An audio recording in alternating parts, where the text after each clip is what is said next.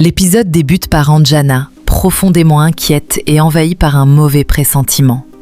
En pensant à Sahil, elle se demande avec angoisse si Vedika a réussi à le convaincre de revenir à la maison. Elle craint que son refus de participer à la cérémonie ne l'expose à un grave danger et redoute que les prédictions du prêtre ne deviennent réalité. Pendant ce temps, Sahil, agacé, révolté et déterminé, téléphone à Karan. Il lui confie que sa mère a fait du chantage émotionnel à Vedika pour tenter de le faire revenir. Il affirme qu'il ne croit ni aux superstitions ni aux prédictions des prêtres concernant l'avenir. Refusant de rentrer chez lui, il annonce qu'il préfère se rendre directement chez Karan. De son côté, Anjana, toujours très anxieuse, appelle immédiatement Vedika. Avec beaucoup d'inquiétude, elle lui demande si Sahil va finalement revenir. Vedika, déçue et impuissante, lui explique qu'elle a tout fait pour le convaincre, mais qu'il est resté ferme dans sa décision. Désespérée, Anjana la supplie alors de trouver un autre moyen de le faire venir. Vedika, sincèrement préoccupée, promet de lui reparler dès qu'elle le retrouvera, tout en avouant qu'il n'est toujours pas rentré et qu'elle ignore où il se trouve. En entendant cette réponse, Anjana, paniquée, en colère et dominée par la peur, reproche vivement à Vedika de l'avoir laissé partir malgré les avertissements. Convaincue que la vie de son fils est en danger, elle lui déclare qu'elle la tiendra pour responsable si le moindre malheur arrivait à Sahil. Au même moment, Dupak, animé par des intentions particulièrement sournoises et criminelles, engage un bandit afin de provoquer un grave accident. Le malfaiteur répand des pointes sur la route empruntée par la moto de Sahil. Quelques instants plus tard, la roue du véhicule heurte les pointes, provoquant une violente perte de contrôle. Sahil est projeté au sol, subit un terrible choc et perd connaissance sur le coup. Pendant ce temps, le grand prêtre, grave et convaincu, rappelle à Anjana l'avertissement qu'il lui avait déjà donné. Il lui répète que si Vedika ne participe pas à la cérémonie, Sahil sera exposé à un immense danger. Quelques instants plus tard, Anjana, déjà rongée par l'angoisse, reçoit un appel bouleversant de Dupak. Celui-ci lui annonce froidement que Sahil vient de subir un très grave accident, confirmant ainsi les pires craintes qui l'habitaient depuis le début de la journée. Quelques minutes après le terrible accident, Dupak, hypocrite, manipulateur et cherchant à dissimuler sa responsabilité, fait semblant de porter secours à Sahil aux côtés d'Anjana. Ensemble, ils tentent de le réveiller après sa violente chute. Peu après, Sahil, encore affaibli mais rassurant, reprend connaissance. Avec un léger sourire pour calmer sa mère, il lui assure qu'il va bien et que ses blessures ne sont que de simples égratignures au bras. Anjana, bouleversée, soulagée de le voir vivant mais toujours envahie par la peur, lui demande aussitôt de rentrer à la maison avec elle. Intrigué, Sahil lui demande ce qui se passe. Avec une profonde détresse, Anjana lui explique qu'il doit absolument participer à la cérémonie religieuse. Elle lui rappelle que son horoscope annonce une période de très grande malchance et que sa vie est en danger. Les larmes aux yeux, elle le supplie, au nom de l'amour qu'il lui porte, de rentrer immédiatement pour accomplir ce rituel avec son épouse. Sahil, surpris et catégorique, refuse immédiatement. Il lui répond qu'il est hors de question de réaliser cette cérémonie avec Nidhi, car il ne la considère pas comme sa femme.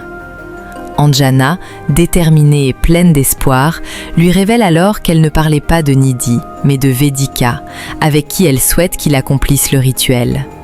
Sahil, profondément étonné, lui demande si elle souhaite réellement que Vedika participe. Anjana, désespérée, les larmes aux yeux et uniquement guidée par son amour maternel, reconnaît qu'elle ne connaît pas la bonne réponse, mais qu'elle est prête à tout tenter pour sauver son fils. Elle rappelle que Sahil vient de survivre à un accident et qu'il traverse de terribles épreuves depuis plusieurs mois. Convaincue que Vedika a toujours protégé Sahil dans les moments les plus difficiles, elle lui confie qu'elle est persuadée que cette cérémonie ne pourra porter ses fruits que si elle est réalisée à ses côtés. Elle affirme qu'elle ne se soucie plus du regard de la famille ni de celui de la société, car rien n'a plus d'importance que de sauver la vie de son fils.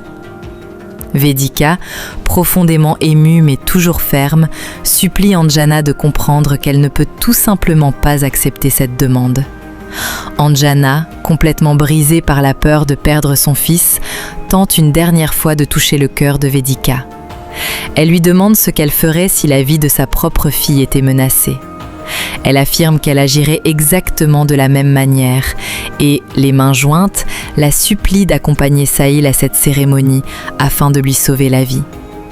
Vedika, blessée, épuisée par les pressions répétées et déterminée à défendre enfin ses propres choix, refuse catégoriquement. Elle explique qu'elle s'est trop souvent laissée guider par ses émotions, mais que cette fois, elle ne cédera plus.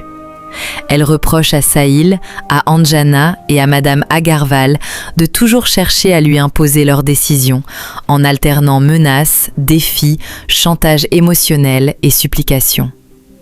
Elle refuse désormais de continuer à souffrir pour résoudre les problèmes de leur famille et affirme que cette situation a assez duré. Puis, se tournant vers Sahil, elle lui rappelle que cette cérémonie le concerne avant tout et que la décision finale lui appartient entièrement. À l'écart, Dupak, toujours manipulateur et calculateur, se parle à lui-même. Agacé par la résistance de Vedika, il estime qu'elle est beaucoup trop obstinée. Il se demande pourquoi elle refuse de participer à cette cérémonie alors qu'elle pourrait, selon lui, sauver la vie de Sahil. Enfin, Sahil, calme, reconnaissant et respectueux des sentiments de Vedika, demande tendrement à sa mère de rentrer à la maison. Il lui promet que tout ira bien et présente ses excuses. Il réaffirme qu'il refuse de participer à cette cérémonie avec Nidhi et ajoute que Vedika a parfaitement le droit de refuser. Il insiste sur le fait qu'il respecte totalement sa décision et prie une dernière fois sa mère de rentrer chez elle. Quelques minutes plus tard, à la maison des Agarwal, le grand prêtre, grave et inquiet, demande à Anjana ce qui se passe. Anjana, complètement abattue, désespérée et rongée par la peur, lui avoue que Sahil a refusé de venir. En larmes, elle reconnaît qu'elle a perdu tout espoir et que la vie de son fils est désormais en danger, sans qu'elle puisse encore changer le cours des événements. Le grand prêtre, sévère et convaincu de ses prédictions, lui rappelle qu'il l'avait pourtant averti. Il affirme que la cérémonie ne peut avoir lieu sans Sahil et que son absence entraînera inévitablement un terrible malheur. Il lui déclare qu'elle doit se préparer à perdre son fils et que cette tragédie sera entièrement de sa responsabilité. Anjana, paniquée et refusant d'abandonner, le supplie de trouver une autre solution. Elle refuse de croire qu'il n'existe plus aucun moyen de sauver Sahil. À cet instant, Sahil et Vedika arrivent enfin dans la maison.